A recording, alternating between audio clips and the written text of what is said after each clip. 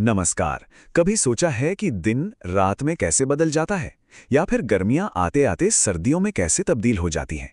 चलिए आज हमारे ग्रह की इन्हीं दिलचस्प गतियों को समझते हैं। असल में ये जितने भी बदलाव हम देखते हैं ना, इनके पीछे सिर्फ दो बहुत ही सिंपल लेकिन पावरफुल मूवमेंट्स हैं। आइए देखते हैं कि ये दोनों कैसे काम करती हैं। तो आखिर पृथ्वी की ये दो गतियां हैं कौन सी? चलिए एक एक करके इन्हें समझते हैं। तो ये हैं वो दो गतियां, घूर्णन और परिक्रमण। ये दोनों एक साथ चलती हैं और इन्हीं से हमारे दिन, रात और यहाँ तक कि पूरे साल तय होते हैं। ऑल राइट, तो चलिए सबसे पहले उस मूवमेंट की बात करते हैं जो हमारी डेली लाइफ को शेप देती है, पृथ्वी का घूर्णन। बस ऐसे इमेजिन करिए कि हमारी पृथ्वी एक बहुत बड़े लट्टू की तरह अपनी ही जगह पर घूम रही है और बस यही घूमना हमें दिन और रात देता है। और पता है, ये जो पूरा एक चक्कर है, ये करीब करीब 24 घंटों में पूरा होता है। इसी को तो हम एक दिन कहते हैं। अब देखिए, इस झुकाव और घुमाव की वजह से होता यह है कि एक समय में पृथ्वी का सिर्फ आधा हिस्सा ही सूरज की रोशनी ले पाता है। जिस हिस्से पर रोशनी पड़ रही है वहां हो गया दिन, और दूसरी तरफ जहां अंधेरा है वहां हो गई रात। और वो लाइन जो दिन और रात को अलग करती है उसे प्रदीप्ति वृत्त या सर्कल ऑफ इल्यूमिनेशन कहते हैं। लेकिन जरा सोचिए, क्या होता अगर पृथ्वी घूमना ही बंद कर दे? ये सवाल इसलिए जरूरी है क्योंकि इससे हमें पता चलता है कि ये घूमना कितना कितना इंपॉर्टेंट है।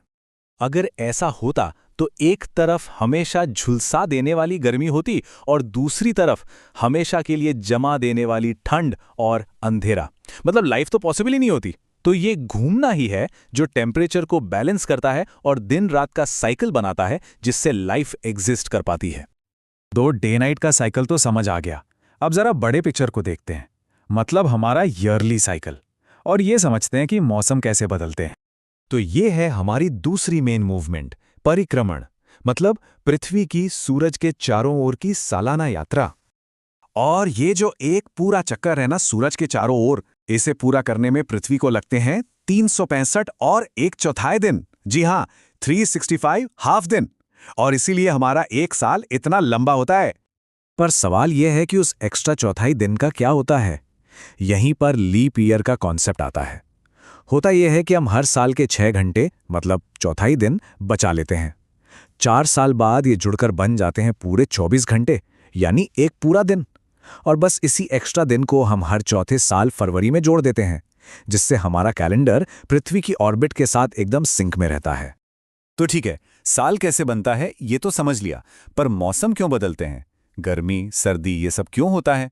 ज्यादातर लोगों को लगता है कि इसका कारण पृथ्वी का सूरज से दूर या पास होना है, पर असली वजह कुछ और ही है। ये बात सच है कि पृथ्वी का रास्ता पूरी तरह गोल नहीं है, थोड़ा अंडाकार है। लेकिन सूरज से इसकी दूरी में जो थोड़ा बहुत बदलाव आता है वो मौसम बदलने की असली वजह नहीं है। असली राज दो चीजों में छिपा है जो एक साथ काम करती हैं। पहला, पृथ्वी का अपनी एक्सिस पर झुके होना, और दूसरा, उसका सूरज के चारों ओर घूमना। इसको समझने का एक सिंपल तरीका है। सोचिए, एक गेंद है और आपके हाथ में एक टॉर्च। जब आप गेंद को थोड़ा झुकाकर उस पर टॉर्च की रोशनी डालते हैं तो कुछ हिस्सों पर रोशनी सीधी पड़ती है और वो ज्यादा गर्म होते हैं, है ना? पृथ्वी के साथ भी बिल्कुल यही होता है। जो हिस्सा सूरज की तरफ झुका होता है उसे सीधी धूप मिलती है और वहां गर्मियां होती हैं, और जो हिस्सा दूर झुका होता है वहां सर्दियां। और इसी झुकाव और परिक्रमा की वजह से हमारे साल में 4 खास मौके आते हैं।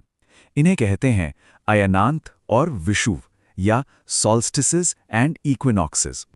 तो देखिए, सॉल्स्टिस या अयनांत जो हैं वो साल के सबसे लंबे और सबसे छोटे दिन होते हैं, जैसे 21 जून को उत्तरी गोलार्ध का सबसे लंबा दिन। और इक्विनॉक्स या विषुव वो दिन होते हैं जब दिन और रात की लंबाई लगभग बराबर हो जाती है।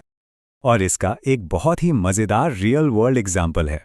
हम सब जानते हैं कि क्रिसमस सर्दियों में आता है ना? लेकिन ऑस्ट्रेलिया में क्रिसमस गर्मियों में मनाया जाता है। क्यों?